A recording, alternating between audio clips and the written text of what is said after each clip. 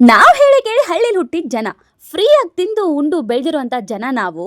ಅದರಲ್ಲಿ ನಮ್ಮ ಹಳ್ಳಿಲಿ ಸಿಗೋವಂಥ ಫ್ರೀ ಐಟಮ್ನ ಏನಾದರೂ ಸೂಪರ್ ಮಾರ್ಕೆಟಲ್ಲಿ ಕಾಸ್ಟ್ಲಿ ಲೆವೆಲಲ್ಲಿ ನೋಡ್ಬಿಟ್ರೆ ಹೊಟ್ಟೆ ಹೆಂಗ್ ಉರಿಯುತ್ತೆ ಅಂದರೆ ನೀವು ಇಮ್ಯಾಜಿನ್ನು ಮಾಡೋಕ್ಕಾಗಲ್ಲ. ಹಾಗೆ ಒಂದು ವಿಸಿಟ್ ಹಾಕೋಣ ಅಂತ ಹೇಳಿ ಇವತ್ತು ಮೋರ್ಗೆ ಹೋದಾಗ ಗೊತ್ತಾಗಿದ್ದೆ ಒಂದು shocking news. Variety of items ನಮ್ಮ ಹಳ್ಳಿಲಿ ಏನು ಸಿಗುತ್ತೋ ಅದೇ ಐಟಮ್ಸ್ ಕೂಡ ಅಲ್ಲಿ ಅವೈಲೇಬಲ್ ಆಗಿತ್ತು.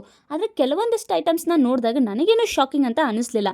ಆದರೆ ಈ ಒಂದೇ ಒಂದು ಐಟಮು ಹುಣಸೆ ಹಣ್ಣಿನ ಡಬ್ಬ ನೋಡಿದಾಗ ನನಗೆ ಆಗಿದ್ದ ರಿಯಾಕ್ಷನ್ ಹೆಂಗಿತ್ತು ಅಂದರೆ, ಗುರು ನೀನು ಇಮ್ಯಾಜಿನೂ ಮಾಡೋಕ್ಕಾಗಲ್ಲ. 250 ಗ್ರಾಮ್ಗೆ 180 ರುಪೀಸ್ ಅಂದರೆ ನಮ್ಮೂರಲ್ಲಿ 1-2 kgನೇ ಬಂದ್ಬಿಡುತ್ತೆ.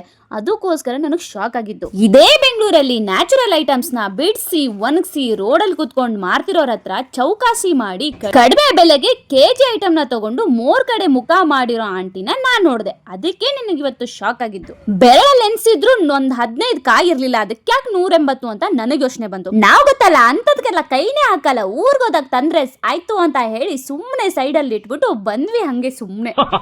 ಇವತ್ತಿಗೆ ಇಷ್ಟು ಸಾಕು ಅಂತ ಹೇಳಿ ಮುಂದಿನ ವಿಡಿಯೋದಲ್ಲಿ ಮತ್ತೊಂದು ಕಾಂಟೆಂಟ್ ಜೊತೆಗೆ ಸಿಗೋಣ ಅಂತ ಹೇಳ್ತಾ ಇವತ್ತಿನ ವಿಡಿಯೋಗೆ ಬಾಯ್.